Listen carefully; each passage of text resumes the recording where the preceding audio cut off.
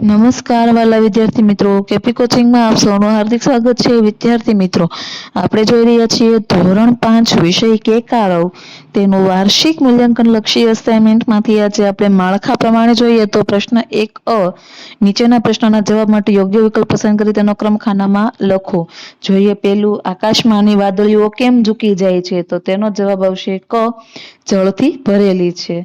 2, જળપરી કાવ્યમાં કયા સંગીત વાદ્યોની વાત આવે છે? તો તેનો જવાબ આવશે બ, વાંસળી. 3, તરણાને ના હોય હલેસામાં તરણા એટલે શું? તો જવાબ આવશે અ, ઘાસના તણખલા. 4, કેવા વાદળો ગાજે છે છતાં કવિ ઊંચા સુરે ગાય છે? તો જવાબ આવશે અ, વિપદોના.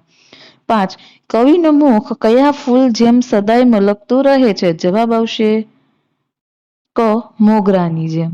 6, કવિ બાળકોને ક્યાં રમવા જવા તૈયાર કરે છે? તો તેનો જવાબ આવશે ક, આકાશમાં. 7, પહાડમાં કોણ રમે છે? તો તેનો જવાબ આવશે બી, ઝરણા. 8, કોઈ ફરે ભાગોળમાં પંક્તિમાં ભાગોળ એટલે શું?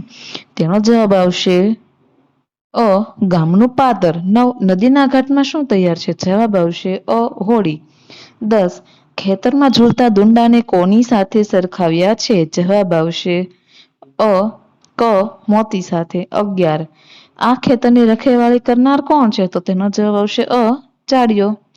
12, જાડિયાએ ખેડૂતને શો કોલ આપ્યો છે? તો તેનો જવાબ આવશે બ, એક પણ દાણો ઓછો નહીં થવા દઉં. 13, નીડ એને બાંધવા દઈશ પંક્તિમાં નીડ શબ્દનો શું અર્થ થાય? જવાબ આવશે અ, માળો. 14, જો આંગણે ગાય આવે તો બાળક શું આપશે? તો તેનો જવાબ આવશે બ, લાડુડી. 15, બાળક કોને નિરાંતે પૂરી ખાવા દેશે? તો તેનો જવાબ આવશે અ, કાગડાને.